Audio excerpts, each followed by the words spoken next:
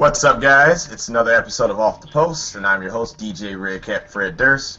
I have no chocolate stains on my shirt because I wasn't eating chocolate cake before this show, so I'm a bit happier than the last show. Destroyed my jersey. I'm very pissed about this. So that thing's been in the washing machine about 3 or 4 times, and I still smell chocolate in it. So I'm still mad about that, but we'll move on from that. This is an NWSL review show, pure NWSL, no spotlight, no nothing. So this is something new. We're trying a few segments. Graham is the special guest that we're going to spotlight today, so we're going to question him at the end of the show. We'll see how he likes that. He's not happy at all, as you can see.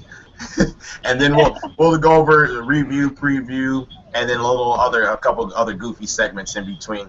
Let's go check out the panelists and see what everyone's been up to lately. We're about to head down to Brazil, as we always do with Ferrulio. What's up, Ferrulio? How have you been lately? Hey man, just been the same, pretty much the same as usual. Same, like nothing special happened this weekend? Nothing special. Oh, really? Oh, I'm disappointed in you right now. You usually have a good little fun week. I'm disappointed in myself. Karen, what you been up to lately? I just got back from Comic-Con. How was it? Amazing. Explosively amazing, as always. Shout out to Nerd HQ. They're the best nerds in the world. What was like the best part? Like, what did you go and see? Is there any like cool segments or anything you want to see there? Or? Yeah. I saw an Yvonne Strahovski panel at Nerd HQ. She's the actress from the show Chuck. It was awesome. It was amazing. Nice. I remember reading up something on there about something with The Walking Dead and going on, so I was just kind of interested in that. But very good. It sounds like you had a good time. Jennifer, what have you been up to? Yeah, I drove up to New York for the Ticker Tape parade. That's the word. That thing. Yeah. So I was there for that. Went into City Hall, kind of hung out there for the day, and then drove back. And I'm driving to Florida tonight. So. Oh wow! Wow. Lots of quality time with Irene. Oh, good old Irene. I missed that vehicle. Can we have a show in your vehicle when we all meet up somehow? You know. All right, so we're gonna have a show inside of Irene, and it's gonna be the best episode ever. Graham, what have you been up to, man? Working for the weekend. No ticker tape parades for you? You didn't do anything like that? Oh, unfortunately not. Just watching soccer on YouTube and trying to survive work. Trying to make it. I have days off this week that I'm really looking forward to, so it'll be good. All right, yeah, catch up on your sleep and stuff. You'll be fine. And Chrissy, what have you been up to? As little as possible. Nothing special happening with you either? No, I had a whole weekend planned of doing a whole lot of nothing, and I was relatively successful at it, so I feel accomplished. Okay. So it sounds like everyone had the same weekend on this panel. That's pretty good. As you guys know, if you want to speak to us, you can use the hashtag WosoTalk, or you can send us a message on Facebook or Tumblr, and we'll get it, and we'll either reply to it probably next week or this week if we see it now. Let's jump right to the NWSL action show. And we're going to talk about the first game that we saw this week, which was Boston versus FC Kansas City. This was actually a very good game to watch. I really enjoyed it, but there was some bad news to come from it. We'll get into that a little shortly. Let's go with you first, Rulio. What did you think of the Boston versus FC Kansas City game? I expected it to be a tough game for both teams. I mean, Kansas City didn't give Boston a break. That goal, I think, it was the fastest in the league. And the first part of the first half, Boston had the game, but they couldn't score. The second part, Kansas City took control, and they got their second goal too. I expect to be more of KC attack in the second half, but a surprise didn't happen. And when Boston, that ball, I don't remember the play right now when they lost, and Kansas City scored their third goal after that. These things always happen in football, and you can't let that happen. Karen, your thoughts on that game? Yeah, actually, any high-scoring game is pretty exciting, but there were times though. I think all of the goals happened because the teams kind of had a little bit of a lapse in maybe quality and focus. Mm-hmm. So except there was one goal that was really sick, and I don't remember which one now, but there was a really good one. Yeah, it was a pretty good game. I thought it slowed down here and there, and I think even the commentators commented on that. But yeah, it was exciting.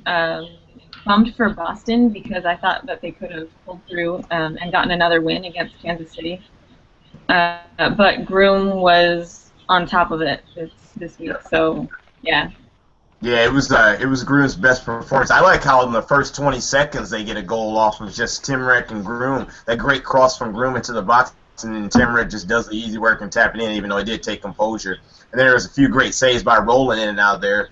But it was really like you said, it looked like lapses were how the goals came a lot of times. Right. But they were still great balls. Like even though other one were, because Groom was involved in everything that happened. I think she sent another one in, and it was just kind of a lapse on defense. So, but Kansas City, like I said, they looked good that game actually, and still breaking out a lot of times. Timrek is always, to me, she seems like she'll lead the break, her and Groom, and it's just like they just can't get that final ball every time with FC Kansas City. They get that through, I bet you they can score almost like 4 goals almost in most of their games because usually one defender they can't beat. Jennifer, your thoughts on the game? Yeah, I mean it was a high-scoring game, so it's kind of divided. You know, you're excited because it's a high-scoring game and you get to see the offense really take action, but at the same time you're like, wow, this defense, okay. So you know you're kind of torn as a fan because it's exciting, but you're watching all the flaws happen at the same time.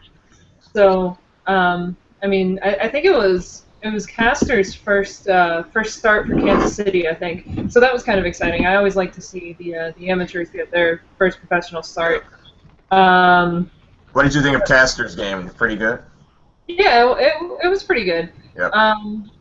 You know, Shea Groom was definitely the player that match for me. It sucks that she's going to be out now. We were just talking about it, and I think you had mentioned it, 4 to 6 weeks. He's going to be out now, which that sucks because that girl, this entire season, has taken so much abuse and still gone out and played her heart out every single game. So that piece of it sucks. But, you know, I guess it happens. Word to the wise, don't collide with Jamie Kranich. But yeah, overall, it was a pretty decent game.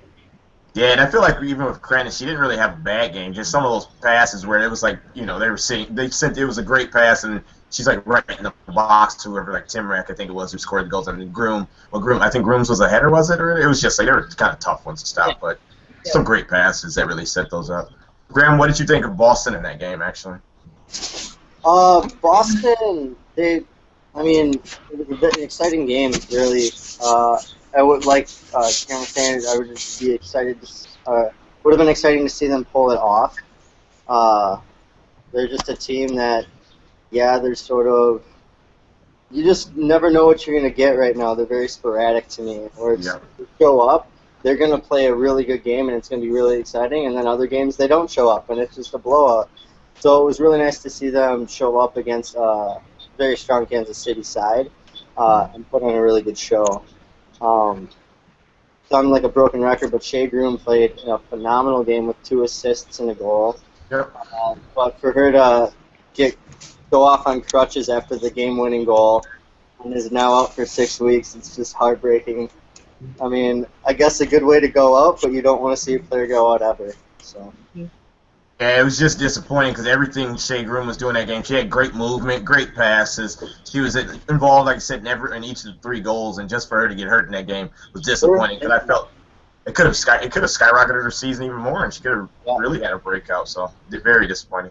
Christy, your thoughts on the game? Awesome chemistry. Oh yeah, I agree, Graham. I agree. Christy, your thoughts on the game? Yeah. I mean, I was kind of surprised by Boston. I actually pleasantly surprised, I should say, as the fight that they put up with the game, or for the game, or in the game, I should say. I can't apparently talk when my room is invaded. Anyway, so yeah, I mean, I was really pleasantly surprised by Boston's effort in the game, and against Kansas City, who is one of the top teams right now, one of the teams that took, I think, the most advantage, had kind of showed their skill minus their World Cup players, which I think was a good benefit to them. And they've done really, really well during the World Cup. And for Boston, who we kind of anticipated would struggle most of the season and has, they played a pretty great game, given the circumstances. So props to them. Yeah, and like I said, Boston, they've struggled. They've put up a fight at home. They've been such a tough team to beat. Even though they've started to lose more and more games, they've been a tough team this season. And more props to them because I didn't expect them to do as good as they've been doing. And like players like Julie King, I feel like don't get enough credit. She's been a good center back this whole season. So real props to some of these players that are standing out. They're really having an issue though is everyone's now focusing so much on slowing down McCaffrey that it slows down everything else that happens with their team.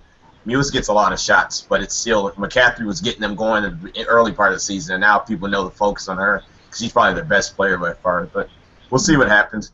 With this game, it ended up leaving, let's see, FC Kansas City they're now in 3rd place with 17 points, and Boston's in 8th place with 11 points. Now let's go and look at the best game of the week by far, Sky Blue versus the Portland Thorns. Sky Blue did something that I'm not used to. We've only done it another time. It was actually win a game. And yes, it felt good. So now I can brag to the rest of the panelists who tease me on air all the time about how bad Sky Blue is and talk about our little victory. So let's see, who wants to start first talking about how great Sky Blue was? We'll start with the Thorns fan. Christy, what did you think of Portland Thorns performance? We'll let you start with them first. I'm sorry. Portland Thorns have struggled without their World Cup players, which kind of surprised me, to be honest. I still stand by the fact that I don't understand why they got rid of Jess McCartney. McDonald. Apparently got these players. Jess McDonald. I don't know why they gave her up, knowing that they were going to be without any firepower up front, and I can't even remember who they replaced her with. That's how bad they are. And it's just, I don't know, you shouldn't be relying on your only midfielder to score. It's just so pathetic. Outside of that, Sky Blue, hey, great win. Let's move on to you, Graham. What were your thoughts on that great game that we just watched? Australian Sam Kerr. Exactly what Sky Blue needed in her first game, proving that she is a game changer and a playmaker. I really got nothing else to say other than that. Brittany Cameron, props for a clean sheet as well against a strong Portland side. But like Christy said, Portland is struggling without their World Cup players. I'm not sure what kind of a turnaround they'll get once they come back. It would be interesting to see. Mm-hmm. But yeah, props to Sky Blue. It's a well-earned win, and it's been a long time coming. Thank you. We appreciate it. We appreciate all love. Jim, what were your thoughts on the game? For me, I've been watching Maya Hayes all season. Maya Hayes, to me, even though Sky Blue's,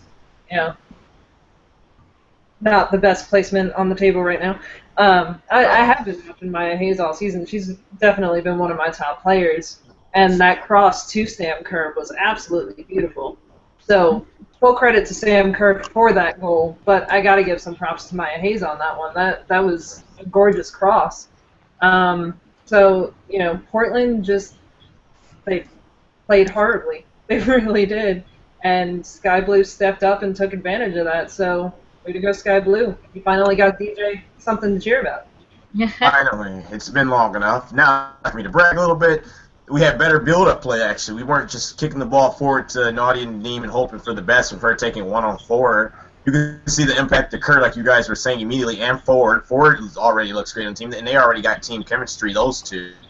So when they went out there, you just notice how quick forward was just moving forward from the back. It's amazing to see what just a few top players can do to help change the team. So, and we don't even have Kelly O'Hara back yet, so I can't wait to see what she's going to do. We have Kelly running up one way, Ford running up the other way, and then Sam Kerr burning down another wing. So it's going to be great. And we might even get 6th place. Karen, your thoughts on the game? Yeah, the Australian connection that was going on for Sky Blue was awesome to see. Just the way that they were connecting, the way that they were connecting passes, and also here's something interesting. Is at the beginning of the season, I was super excited to see how Nadia Nadim impacted Sky Blue, and now it's almost like she's kind of quiet. And Sam Kerr has come on, and Sam Kerr is gonna be like the new Nadia Nadim for me. Like, I want to see what she has to do because she kicked ass that entire game. She was up the field, down the field. She was making things happen, and then she scored the goal. And then even after they scored the goal, she was still hammering at it constantly. Yep. So she's going to be awesome to see. She's going to be good to see with Ford. And Cameron had an amazing game. She was on fire. Even after the final whistle blew, she was like revved up and crazy. It was awesome. So yeah, when KO comes back, that's going to be an epic team to watch. I'm really hoping that they do have a huge turnaround and start moving up the table. That'd be fun. And as for Portland, I really don't understand why this lack of World Cup players is hitting them so hard, because they do have Lana Shim, they have Ali Long, they have Farrelly, they have Betos, who has proven that she can score goals, which is crazy. But like, they have a ridiculously deep roster, I think. I think they have a lot of really skillful players. So I don't know what's happening, if it's the coaching or if it's where they're playing or what, but they just are playing like 10 levels under where I think they should be playing. And I don't think the lack of World Cup players should be affecting them. So I don't know what's going on there, but they were super disappointing. And Sky Blue was very not disappointing. They were awesome. Thing is, you see Io making great runs and stuff sometimes, and it's just, I don't know, their end product a lot of the time just isn't there. Like in the final third, they won't complete the passes, or the whole Long and Shim connection that was on early in the season. I guess teams are just like focusing on shutting that out, and then the rest of the team is like just, I don't know, looking forward, like, you know, hoping, I guess, Long scores more goals from, I don't know, she keeps getting pushed farther back in the midfield, it seems like, at times, and or sometimes she'll be up front. Like, I don't know, it's weird just watching them now. The whole team just looks out of funk and in a sync. I mean, out of sync and in a funk. It's disappointing, yeah. Yeah, no, that's a big problem, too, and it's been that way. You said it's been that way, Christy? I mean, it's been that way. It's been disguised by their World Cup players for the past 3 seasons. I mean, the first year was coaching. I still think Riley's not the right coach for this team. You can't rely on your attacking midfielder to do all your midfielder work and be your forward. It's just, it's not working, and it seems like what they've been doing. They haven't had, you know, even when Sinclair was in, she wasn't producing either. So we're hoping that, you know, the World Cup energized her, and hopefully the rumor floating around about Alex not really being healthy yet is just that, a rumor. I've only read one statement on that so far, and hopefully that's not actually fact-based, and they'll get the full forward collection back. And it's not even about the forward scoring at this point. If you want Ali Long to score, that's great, but you need your decoys up top, and they don't have it. Aurelio, your thoughts on that game? Yeah, not quite real chances in the first half, but the second half I did like Portland Thorns, especially after that 60-minute mark. I mean, they had a great game, creating a lot of chances. Too bad they missed it too. I think they missed that number 9. I mean, they have a lot of good players like Sheen and Long, but maybe if Alex was there, this could have been different. Or, I don't know, Sinclair, maybe. And Cameron had a great game too for Sky Blue. What you're saying, though, I think it, like, maybe it'll come around for them, for Portland at some point, because I just can't see them being like this bad the rest of the season. So maybe it'll come. If it doesn't, hey, I mean, more power to us. It might help our team to go shoot up a little bit. And, you know, I want to be above some teams. I want to know what it's like to have someone below me. So I can't complain if they are bad, because I've been at the bottom the whole time. But let's brag more about Sky Blue a little bit here. I think Grubka's looked good that game. I thought she had a pretty decent game, and I hope her growth continues. And she looks like she might become a really good player for this league, and hopefully it could be even an international career for her if she gets really good down the road. And it's just great seeing like all these players actually come in and getting a little bit better, and knowing that there's a little bit more to come. And heck coach Rampone, as I'll call her at this point. Maybe she'll come in and help some of these young center backs out and help our team even more. So props to Sky Blue. This is the happiest I've ever been. There's nothing else I need to say. It's gonna be great. We're gonna win the league. We're gonna win the title. Oh, it's all good. It's all good. Let's win number 3 first, then I'll get into seriousness. But yeah. So. All right. Oh yeah, and Sky Blue. We're not gonna say that in the rankings right now because who cares really? And right now, we're not gonna mention that. And the Thorns are 7th with 13 points. And I heard a lot of Thorn fans sigh. It's all right. You guys won championship. You should be fine. Let's talk about Seattle versus the Western New York Flash. I always call them Washington. Seattle, they're second right now, and let's get into how they look this game. To me, it was another Seattle game as usual. High pressure, a bunch of players getting into the box and just trying to get some shots off. Because they really didn't get some shots off early on. We'll start with you, Karen. What did you think of the Seattle versus the Flash game? It was extremely exciting, and not just Seattle, because Seattle was, oh, they're so good, but New York also had an amazing game, I thought, even though the score was 4-2. They had players like Amanda Frisbee. It was extremely exciting for me to see her actually get on the field because I missed her throughout the entire last season because of injury, and I was wondering when Western New York was going to start using her because I know that she's a good player. They started using her, and she started making a huge impact. She scored that first goal, which was epic. That was a sick goal. It was awesome. And then Sam Mewis, right? That's the one that's on Western New York. Sam. Yep. Yeah.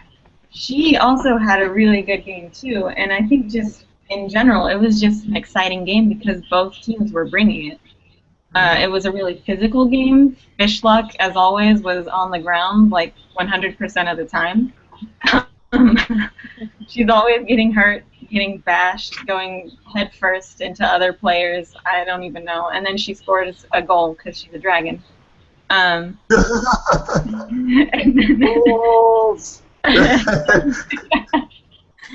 then you have Kim Little, as always. Ball movement is just solid. She's always on the ball. And the fact that 4 different players scored goals for Seattle says a lot about the depth. We have Yanez, who honestly is so underrated, I think, even by Seattle fans. She's just always kind of under the radar, but I think she has the most goals on the team right now. She got a goal and an assist. She was the player of the match. You got Fishluck, who got a goal. You got Amber Brooks, who got a goal, who was having a really good game, a really solid game. She's a tough player. And then you had Rachel Corsi getting a goal, the other Scot, who was a defender. And that was exciting, too. So, I mean, the depth on this team, having Katrine V come onto the field, and she was making some amazing plays. It's just, there are so many different players that we can put in at different parts of the field that it's mind-blowing. I'm so excited to see what happens in the future with this team because they're awesome. They're just awesome. What you were saying about Yanez, I feel she's underrated too. It seems like she dropped into that role that they wanted Sia to play last year and has done even better. She just scores good goals and she has composure. That's the thing. When she's in front, she takes her time, takes the perfect shot, and just scores. And you're going to get the ball. You're playing with players that will get you the ball. Rapinoe will find you when she comes back. You're going to get Winters. Seems like she can, get the ball up for her. Just get it to Kim Little, and she'll find everybody. And so, as long as you can put it in the back of the net, you should be fine. You're going to get the ball. That was an awesome goal. That was she just blasted it right into the top corner. It was awesome. And then, like I say, Corsi had one on the other side that was similar. So it was great to watch that game. So it's a good game. And let's go with you, Christy. What did you think of that game? It was pretty good. I mean, it's typical, like you kind of said, it's typical Rain game. They're high energy, a lot of production, a lot of ball movement, a lot of quality going on. I don't necessarily think their defense is as good as it could be. I think that's probably why they're sitting in second right now, as opposed to first. Even though Chicago obviously is doing a fantastic job right now. But I think that their midfield, the movement in their midfield, and their ability for their midfield to produce goals and to feed the front runners is fantastic. I mean, I kind of feel like, and I compare, but They have a very similar sort of style as far as the midfield playing in that attacking roles you've been kind of seeing with the more successful version of the U.S. women's national team on a smaller schedule. Scale, not schedule. That's fine. I understand exactly what you mean. Yeah, their midfield to me has been like they're one of the most fun midfields to watch actually.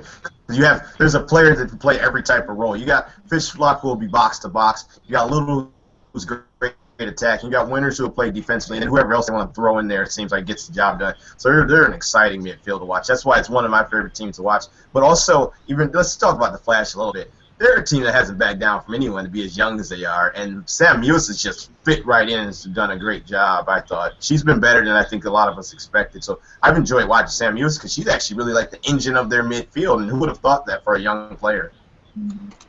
Graham, your thoughts on the game? I honestly think Seattle had more goals in them. The way they were playing, they sort of dominated the first half. The scoreline did not reflect how the players on the field went. But to come out at halftime and put 3 goals in within, I think it was a 10-minute span, just proof to how good and, they can just keep putting shots on goal and they can miss a ton of them, but have full confidence that the next one's going to be going in. And then Yana, like you guys were saying, is completely underrated, just all-around playmaker, really. She had an assist, she had a goal. She's leading the team with 6 goals right now. And just sort of out of nowhere, really. So, yeah, I was impressed. I think they could have scored more just because of the quality of players and that they have on the pitch and the way they were playing. But the scoreline still reflected how well they played. Yep, I agree. Rulio, your thoughts on that game? Very interesting game, a lot of goals, and it was nice to see. I was surprised to see the Flash putting in some fight, at least at the beginning of the game. And Kim Weaver, like you said, she had a very good game in my opinion. A lot of good passes trying to find Fishlock, and Yanis is in a very good form. I mean, she's been the forward that the Seattle Reign needs. I really want to see this team with Pino back, setting them up. And the Flash looked totally lost in set pieces and crosses, balls flying around. I don't know, the defense was just watching the game, watching Seattle play. What I was shocked about, now that you mentioned that, because that's a good point you bring up, is how I think we all agree with this. Seattle was dominating that first half so much, and as you said, Graham, they could have put about 3 or 4 if they would have actually took, because like I said, they weren't taking shots a lot of times during the box or couldn't get one off because they were looking for the perfect shot or perfect pass to get them right in.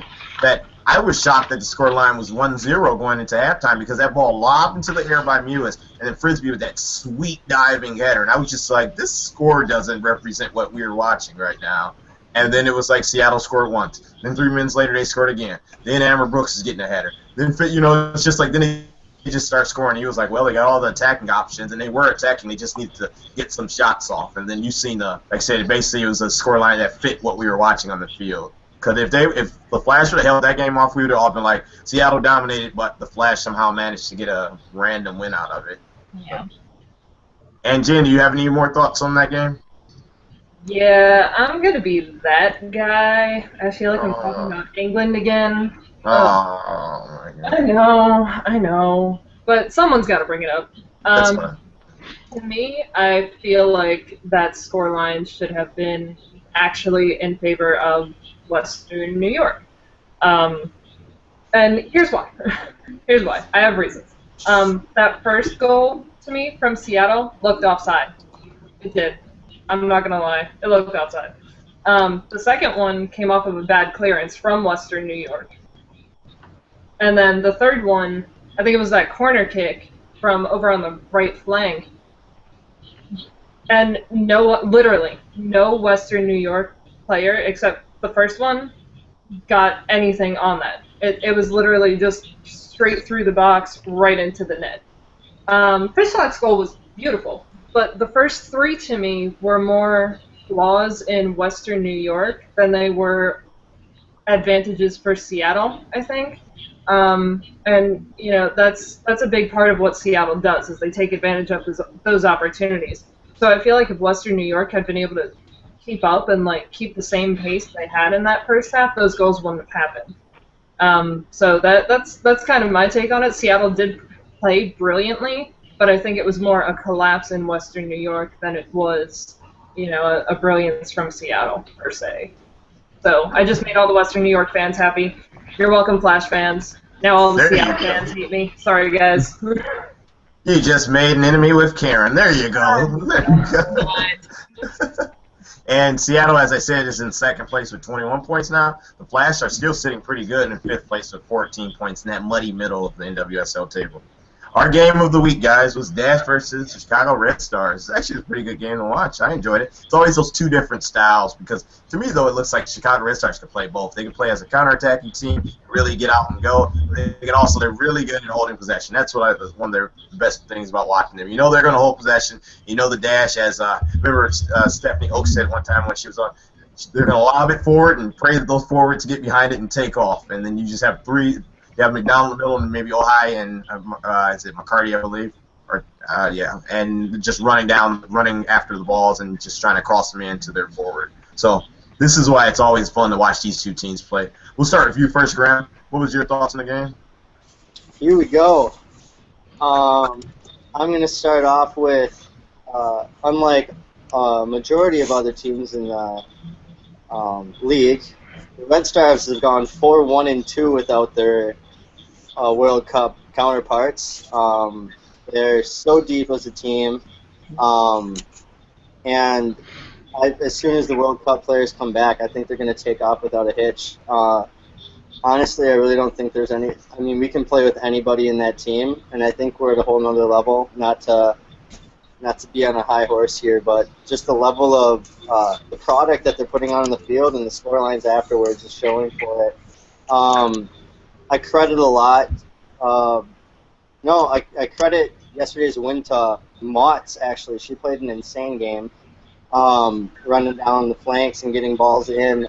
She actually she had the assist to DiBernardo for the first goal. And, I mean, DiBernardo was leading. She still might be. I don't know. I haven't checked in on assists, and she's scoring now, too. She's filling that number 10 role really well. And then Hoy had a couple of chances, and when she finally put one in, it was off of an insane touch from her right, and then a rocket off the left half volley. Really, really exciting to see. But the Red Stars attack as a whole just is kind of amazing to me. It's sort of textbook. The square balls and getting it all the way down to the end line and getting it back top at the 18, just to put rifles in on goal. Yep. No one's been able to plug that up this whole season, and they've been doing it consistently. So when Kristen Press comes back, when Julie Johnson comes back, I mean, our back line is strong as it is, but when we get those players back, look out, we're on top for a reason, and with less games played than others. And now I'll get off my soapbox. All right, well, all I want to add to that is I think I put this even in my notes, or I was just thinking it, is that when they get Press back, I remember Jinhoy and Press were playing really good to start the season together. So when that combination gets back together, I think they really can take off. That is, to be honest with you. But enough of talking about your soapbox and you getting off of it. Let's move on to somebody else, please, because I'm sick of hearing about Chicago. What's that, Graham? Lonely at the top. I know, and I'm only at the bottom. All right, so really, there's still time. Rulio, your thoughts on the game? Not great chances in the first half, but it was interesting. I mean, from the Dash team, I can say that Ohio's trying to create, to cross, I don't know, but I think she needs someone there to help her. I mean, McDonald, she's a very good player, but she's a finisher and not a creator. I think we could have seen more of Jordan Jackson, maybe. And the second half, besides some other high efforts, I think that was all. And the Red Stars, especially Gillilan, I think that's how to pronounce. I don't know. had a great game going forward all the time. And the first goal we conceded was kind of stupid from our fans, leaving a dangerous player open like that. But I hope to see maybe more of Carl Lloyd back soon to control the midfield, and Morgan Bryant too. I think they improve a lot when these two players get back. The great part was about Morgan Bryant and Carly Lloyd too is when they went to the World Cup. You know, that before they went, they looked pretty good together, and that made me feel like, say, Morgan Bryant looks like a veteran out there. But the fact now that Morgan Bryant got to play in a couple of World Cup games alongside Carly Lloyd, so their chemistry is going to come back, and they're going to be even better. I think. Like in my opinion, I think that midfield is just going to become a boss again and really help this team. And with Ohai, like I said, I think she set up McCarty on one play, and McCarty was sitting right in the box, like probably like not that far out, and just missed it. So I mean, she's trying to do everything she can. They're giving her balls to run down. She's trying to do so much, but she does need a little bit more help when trying to get in balls or just people finishing the ball she gives to them. McCarty was crazy yesterday, too. I don't know if she meant to put it at the ground, but it worked out really well for being unmarked. It was awesome. I applaud her for that. It was a good ball. I wasn't even mad. Yeah, it was. It was really good. Really, what were you about to say about Ohio? Ohio's trying hard, but she's not that player to create the chances. She's the one to finish the dribble and to score. I mean, the winger, not the number 10. Yeah, you need someone to do that role, to play the role. Christy, your thoughts on the game? I mean, honestly, I guess I kind of expected the Dash to play, and they played really well, considering what they've got to work with right now. Their midfield, they have two star midfielders that aren't playing right now. And while, like I said before, is in the very beginning when we started this, before the World Cup, I mentioned that the teams that were going to be at the top are the ones who had the best production and whose players stepped up during the World Cup. So they've kind of put themselves in a hole, not having that secure midfield that they have with Lloyd and Morgan Bryan. So I think obviously you'll see a huge improvement those are two solid players, and while I haven't been completely convinced of Morgan Bryan's readiness for the national team starting role, even though she played those last couple of games really well. Previously, she's been playing college, and that kind of style is more like what the NWSL is right now, and she's a star in that format. So I think that midfield's going to be pretty sick when those girls get back. And then that's a big thing. Morgan Bryan will build plays. She'll start feeding those balls into Ohio up front. And, Carly will just score goals. So yeah, I agree. That'll handle that right there. But the fact that they had 13,000, their biggest crowd ever, I think should have been a huge motivator. And I think it kind of was. I mean, the scoreline's pretty fair. Probably, Chicago probably could have done, even better against them. But I think they had some motivation there with that crowd. Yeah, I agree with you. It was kind of cool to actually see a big crowd going to one of these games. Cause, I mean, you're like, finally, people are paying attention. The World Cup helped. Yay! Now keep going, people. That's going to be part of my rant later on at the end of the day about people actually helping the league rather than saying, oh, I wish they got paid more. It's like, well, how can that happen out of just thin air? But I'll stop. I'm going to start. No, I'll stop now. Deep breaths, Dwayne. Deep. Woosah. All right, guys. Now we're about to start a new segment, and this segment basically we're going to all choose to talk about a few players that stood out to us, but we're all going to choose a player, and then we're going to post on our social media off the post panelists their top player of the week. We will start with you, Aurelio. What player stood out to you that would you like to nominate as your player of this week? Cameron. Who was it? Oh, Cameron? Okay. All right. Yeah. That's a good one. And why did you nominate her? Just give us a little why. Why? Uh-oh. Yep, yeah. You're on a spot now, sir. Great game, great defenses against Portland Thorns. Yeah, and she got the shutout. All right, I'll give you that. I'll let you pass because it's a start. It's a start. You get a pass.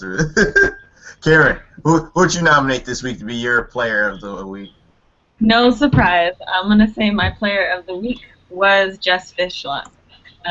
Just her fight, the fact that she went up and down the field, the fact that she was in like pretty much every single skirmish that was on the field. Um, I think it was Corsi's goal. Jess Fishluck was still like on the ground, like half knocked out because she had just like butted heads with somebody trying to get that ball. So Jess Fishluck, she also got her epic goal. So that's my nomination, Jess, the dragon, the Welsh dragon. That's fine.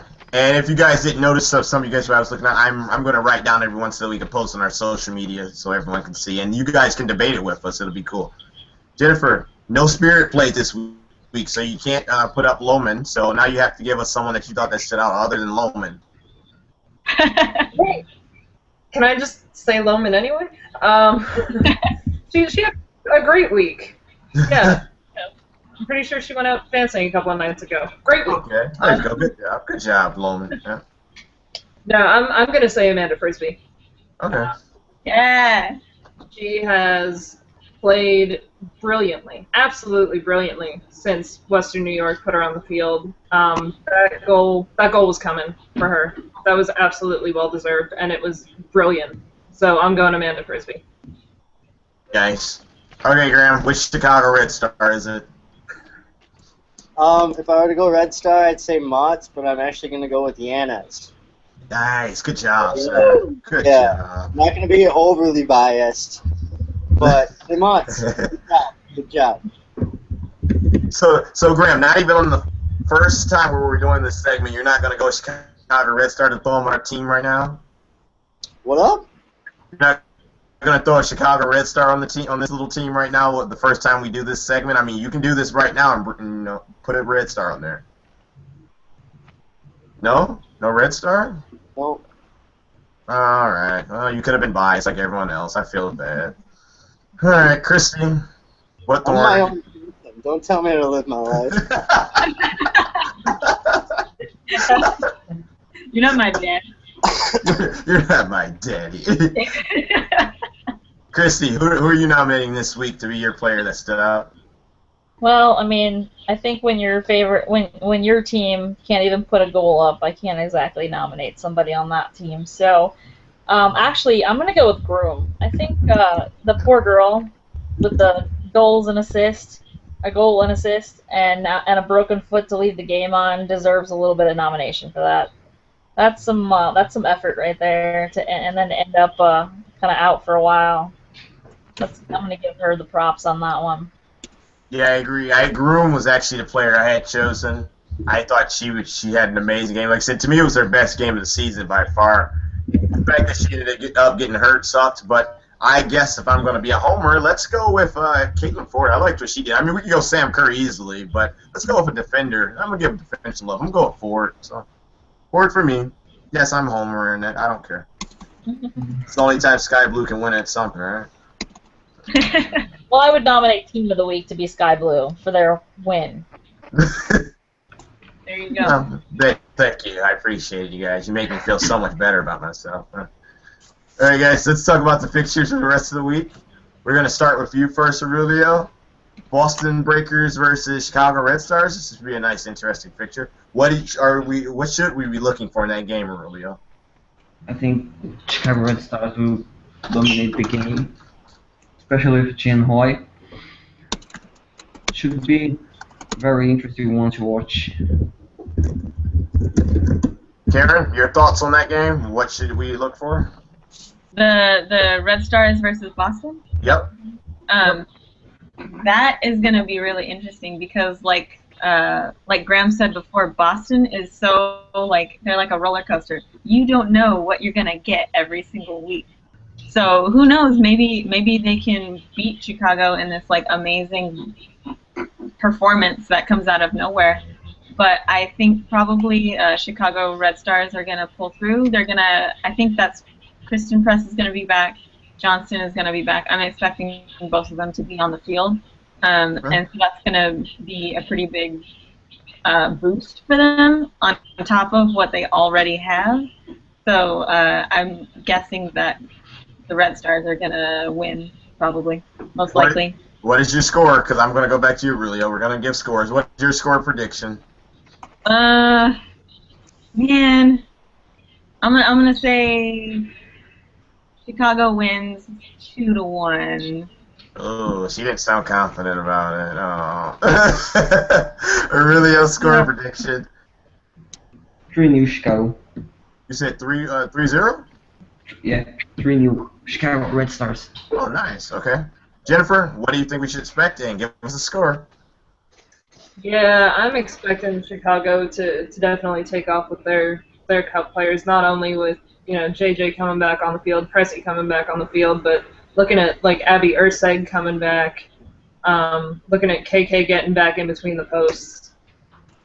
KK hasn't played for a while. She's been up there behind McLeod, so I think Boston might get one in, but I'm gonna go 3-1 Chicago. Okay. Now it's your turn, Graham. Tell us what's going to happen in this game and the score. 3-1 to Chicago for sure. Yep. I'm glad Jen mentioned Abby Ursig. She's insane.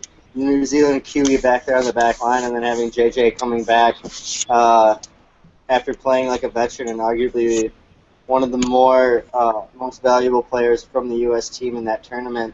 With exception to Carly Lloyd, that back line is going to be a really big wall to get past to get through on goal.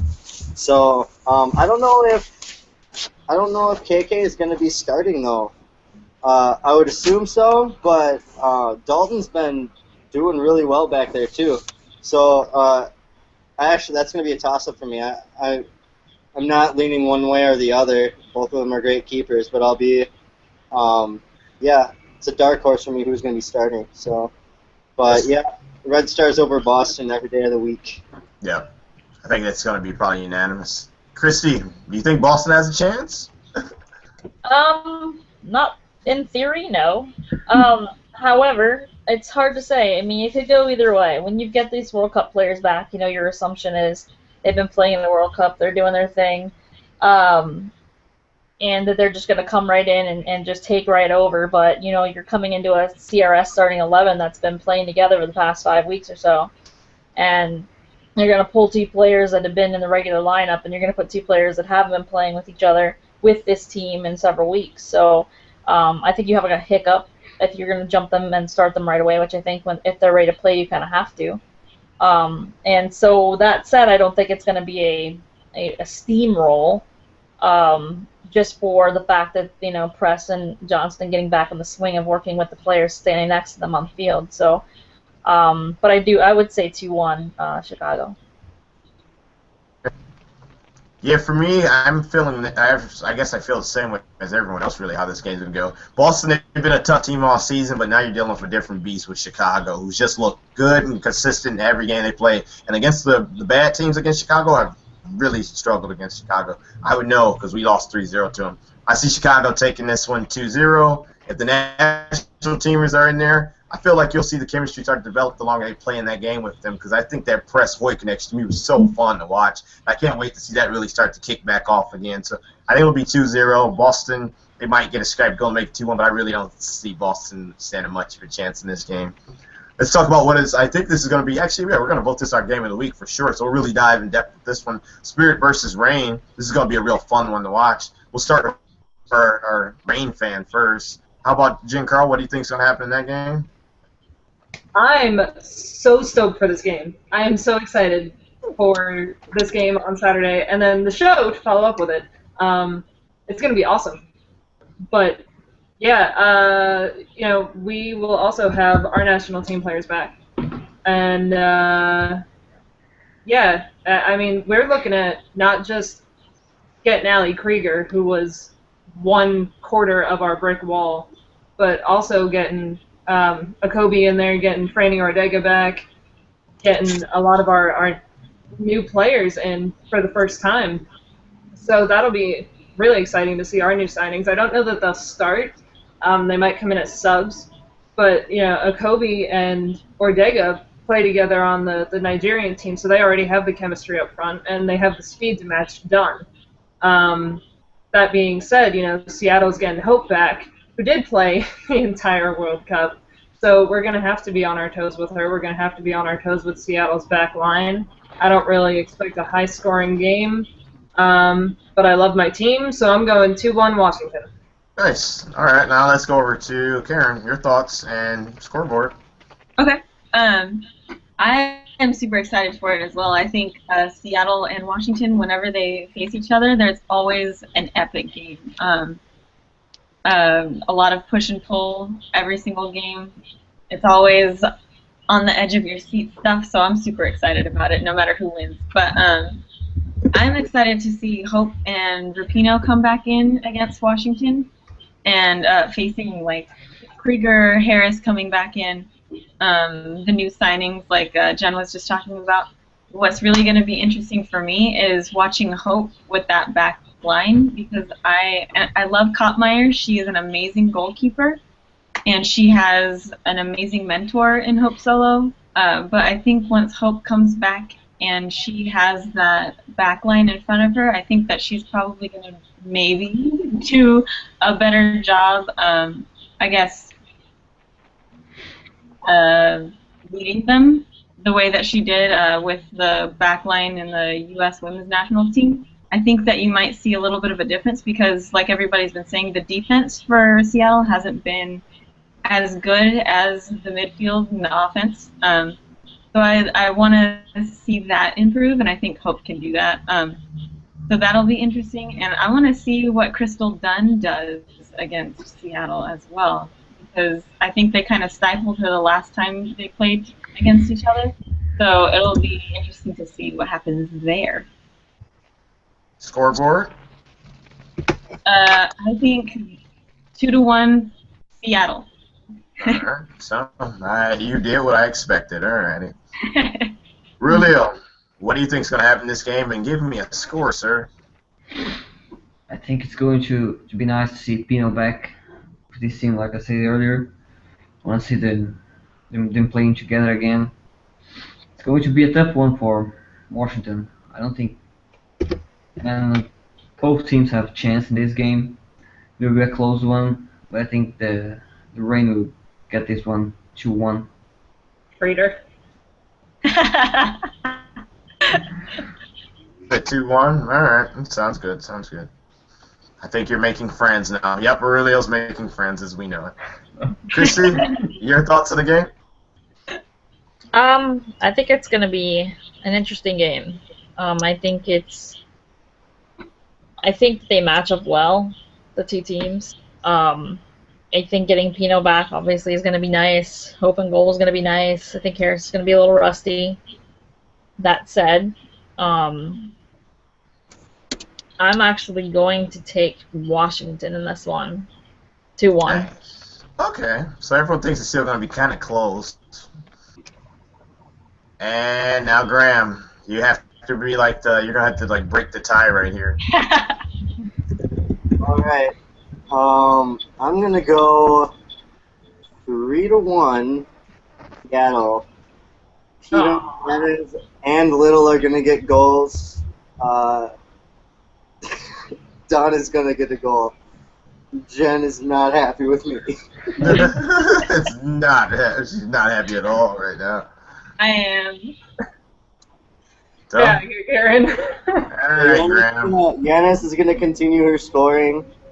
Pino's gonna come out just firing it, and Kim Little I think is just gonna get one because she's Kim Little and she gets what she wants. So, but Crystal Dunn is leading the league, so she's also gonna get one there. But I just think I think their attack's gonna be too much for Washington's defense. Sorry, Washington. You're just making enemies on here, man. You are making enemies the wrong way. Oh, we've got Megan Oyster. We've got Ali Krieger. You guys underestimate us. Alright, well, for me, what I'm looking forward to, I think this is a great game just because I like both these teams have been real exciting to watch the whole year. The Spirit, I think they're going to want to bounce back after the last game I saw of them was from FC Kansas City. Wasn't it a 3-0 defeat, really? Was that I think that was their last game, actually. So they're going to want to bounce back from that. That was a pretty tough blow to take. I feel like Dunn is going to be a huge factor, as always. I would like to see Christine Nairn actually play more of an impact, because I feel like we haven't seen much of her yet, and she'll probably bounce back onto the stage in this one, because they're going to need her against that tough midfield against Seattle. This team plays, and for Seattle, they play through Kim Little, so expect her to really get hers as always. Like you said, Graham, she gets what she wants, and she does what she wants. She runs the show really for them. And as much as teams have really focused on her this year, I still see her being able to, in this game, trying to step up. It's a big game. You know she likes to play on the big stages. My score is, I want to keep friends, 1-1. They'll come out of it with a draw. So everyone will be happy. You get 1 point and you go away happy, right? It's the glue that keeps us together. Right. I gotta keep you guys like this, man, not like this. All right, Christy, what about this Flash versus Sky Blue game? What are your expectations going into this one? Chaos and unsettling destruction. Now, I mean, I think chaos is actually a pretty good word, because that's kind of the description of the Flash team as a whole. I think that's how they've done their thing. I think they just play by misdirection. No one has any idea. They don't really have a formula yet, because they're youth, I think, more than anything. But honestly, I think Sky Blue's going to win 2 in a row this week. I think I can see that. I think I can see Sky Blue getting everything back. Getting O'Hara back, who's on a super high right now. She's going to be jazzed about getting on the field and trying to really get something going. And then you've got those Australians out there who are ready to put some points on the board. So I think it's going to be a nice game. I think I see Sky Blue winning this, maybe 2-0.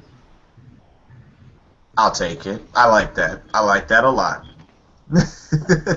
Graham, your thoughts? What do you think is going to happen in this Flash versus Sky Blue game? Sky Blue is going to continue their winning ways, I hope. Oh my goodness! What? Yes. That's all I'm going to say on that. Give me a score. Give me a score. I need a score right now. Give me a score. Now you're getting spoiled. I'll say I'm hopeful for a 2-0 shutout. Nice. I like these people. That's a dark one. Jen, tell me how we're going to win and what our score is going to be. Yeah, about that. About that whole keeping friends thing that I don't do very well. You know, the Flash, the one thing I'll say about the Flash is that they are legitimately getting the rustiest player back from the World Cup. For Yeah, that's true, though. It's very true. Yeah, I'm still, I think, going to give this one to them. Not even because of the impact either side's World Cup players are going to have, just because of what I've seen already with, Amanda Frisbee and with, the way Washington has been playing lately. They've really stepped up. I think they're on a streak now, and I think Sky Blue is not the team to break that streak. So I'm going to go 1-0 Flash. I'm going to have to mute her mic next time. Karen, tell me what you think's going to happen.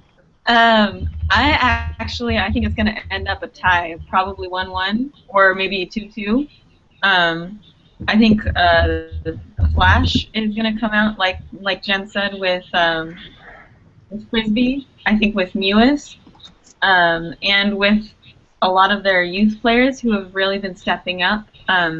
I think that they have what it takes to tie Sky Blue, because Sky Blue is definitely going to be feeling really good about their performance this last week. And with Kerr and Ford, the Australian connection, copyright, it's going to be an awesome game, I think. And I think it's going to end up a tie. Like I said, 1-1 or 2-2, one of those. I don't know. Okay, so you're being like I was, just 1-1. I don't want to make anyone mad, but okay, all right, I respect you, I guess. Really, tell me what's up. Tell me what's up, man. This is your time right now. Tell me how we're gonna win and what's the score gonna be. I think this will be a really close game. Maybe Western New York Flash with an advantage. I think the score will be like 0-0. What the heck, man? All right. Ooh. It's my turn.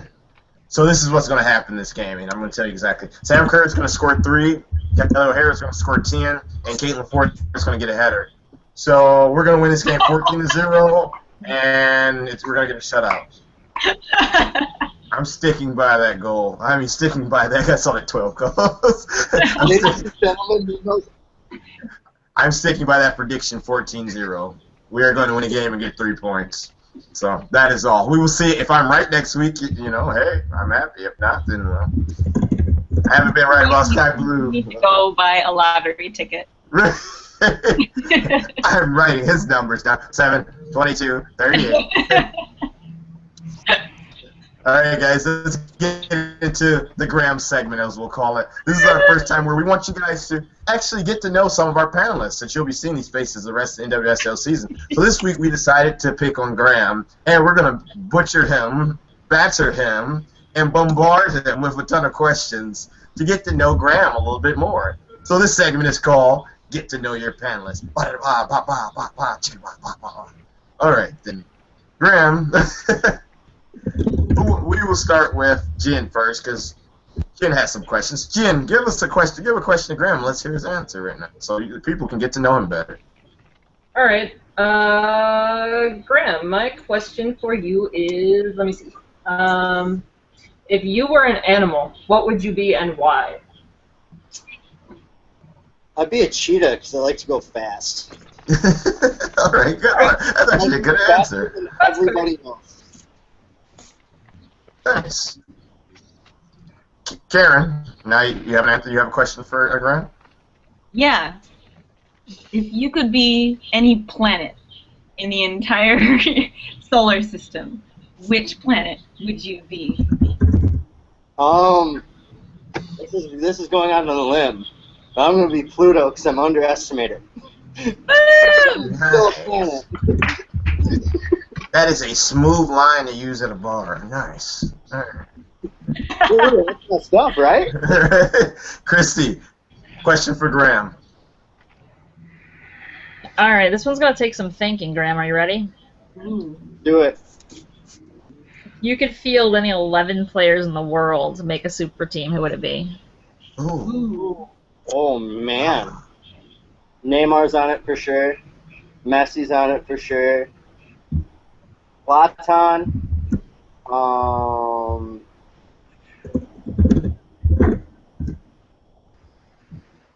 Trying to think who I'd want in my midfield.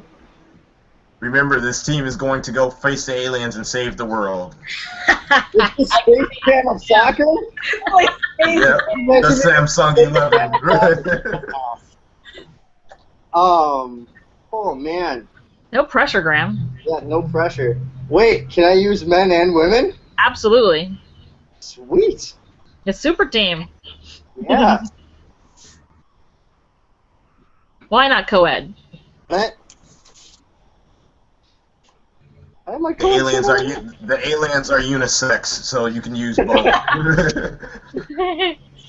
Oh gosh, yeah. Huh. He wasn't ready for that one. This was on the question list. This was not in the possible questions list. No one said I had to go by that. Is there any chance that I can get this time and bring it back up on the next show? Yes. Yeah, that's I will fine. look at that. We'll give you time. We'll even let you post it on social media too. Your answer, okay? Yeah, I'll So post it that'd be over. cool. I'll write up a spreadsheet. There'll be a PowerPoint presentation. Get ready, people. Rulio, it's your turn. Give Graham a question for him real quick so we get to know him a little bit. If you could have a superpower, what would it be and why? Nice. I love that one always. What? Superpower. What would it If I be could have a and superpower, why? I would teleport. So I could go Teleport? anywhere, and it would make commuting nothing. No money, Yes. gas, and it's hard to home because I have to travel 3.5 hours to every Red Star game. So, yeah, I would definitely Sure. teleport. And it's essentially as cool as flying because I can just teleport myself through short bursts through the air. Now, you know who else answered that question like that? I think Yale said she would teleport. So seeing you and Yale have something in common. You should be happy about that. It's pretty cool. So. Can I borrow you for a couple of spirit games, Graham? What's up? Can I borrow you for a couple of spirit games? So I don't have to drive 14 hours to Chicago? All right, I got a question for you, Graham. Graham, I want to know, why do you support Chicago Red Stars and why they're one of the best teams in NWSL in your opinion? Ooh. I actually did not start out a Red Star fan. Ooh. Yeah. I switched from the dark side, being the dark blue rain. Yeah, I originally was a huge Rain fan due to Pino. Pino's one of my favorite players of all time. Yep. But Good choice. I'm a Chicago fan because they're my local team, so you gotta support locally. Yep.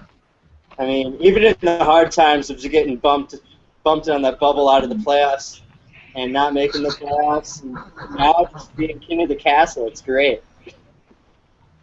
Must be nice. Must be nice. Okay, I got a follow-up question. Then, if anyone else has anything, we can ask Graham. What's your favorite food, man? Favorite food, Graham? Graham? Oh, there he goes. He took off. Well, here, everyone just cut out for a second. Okay. we were like, Graham, what happened? You're back now, Graham. Favorite food now? Favorite food? I gotta go subs. Yeah. Subs are amazing. They're healthy. They're delicious, and you can cheat on them too. So it's great. Okay, I'll accept as an answer. Anyone And else has fruit. a question? And fruit, you said? Okay. Fruit. All right. I love all fruit. Apples, oranges, peaches, pears. Karen, any more questions? Or Jen Carl, anybody has any more questions? If you could be any flavor of chip, what flavor would you be? We went here already. Which one would you be? Sea salt and vinegar. Yeah, I just had some of those. I just ate graham chips. Jennifer. And that's just a little bit of Canadian in me. Jennifer, a question for Graham. Yeah, I'm kind of curious. Like, what would your perfect pizza look like? Would you put fruit on it? Are you a fruit on your pizza kind of guy? Have you had fruit pizza? It's amazing. It is pretty good. It is pretty good. But, like, that's legit fruit pizza. Like, warm Favorite? pizza. My favorite pizza. Gotta be Papa Murphy's chicken Mediterranean. The sun-dried tomatoes and the feta cheese. That's That sounds good, actually. Okay. Let me You write just, this like, down. on the universe. Good job. Dang, good pizza, Graham. Go to Graham for that. All right, Chrissy, any more questions for Graham? No, I think I gave him all I could handle with the first one. Yeah, Yeah, she gave me like six. She gave me literally 11 questions. Right. That's a lot, right? Aurelio, anything else for Graham? What's the best European league to follow and why?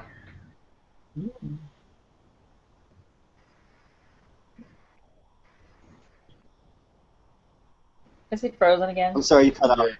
Oh, there it is. Say it again for him, Aurelio, because he cut out and you cut, everybody cut out, I guess, at the same time.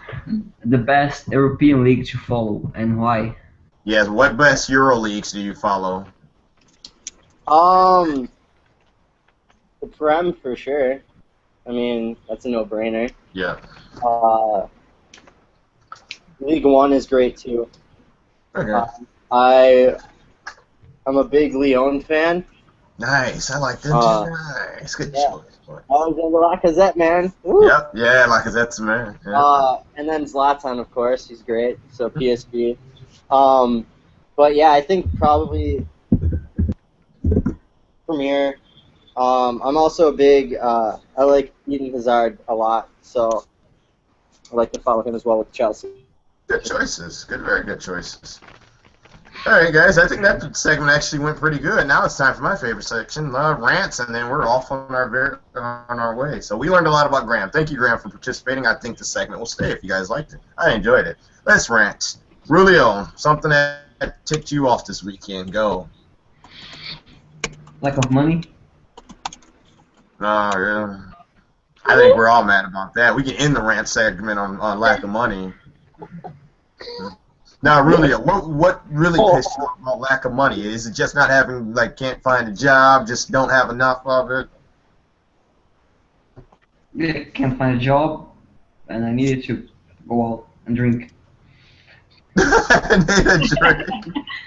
Yeah. So obviously, really, it's turning towards alcohol. It's a time in need of money. Understandable, really. We all have done that once. Karen, what's ticking you off this week? I am not at Comic-Con anymore. That ticked me off. I'd rather be there than anywhere else right now. So that sucks. But other than that, I'm pretty good. I'm kind of tired. I had 2 dance parties in the span of 4 days, and I'm really tired now. But I wish I was back there and not here. Oh, wow, thanks. We appreciate it. I have my computer there. She said Fine. But, like, I would be at the beach instead of in the Inland Empire. So, I mean, let's be real. This is why teleportation is so amazing. Exactly. that was a nice save by Karen, a.k.a. Brittany Cameron-like. Let's go to Jen Carl at the moment. Jen Carl, what's ticking you off? That freaking reschedule of that Chicago Spirit game. Killing me. I blame the Spirit. Because whenever we play, terrible weather. All the time. It's The so only true, way though. to get a Red Stars Washington Spirit game complete is if it starts at 10 o'clock in the morning. We have 14 hours to run the whole match. It's so true, though. Every time Washington and Chicago have played, it's been, like, horrendous weather. We've gotten a delay, like, every single time. But, yeah, like, I sat there for 5 hours in that rain out after driving for 14 and a half hours, and now I can't go to the reschedule because it's the same day that the women's national team. Not a Mike G autograph. Don't even get me started. Well, that's what this section is for, Graham. Get started now. Go. I thought that was a co-op rant right there. It was, but it was a dual rant. Graham and I were enemies earlier. We're making friends again right now. So it's good.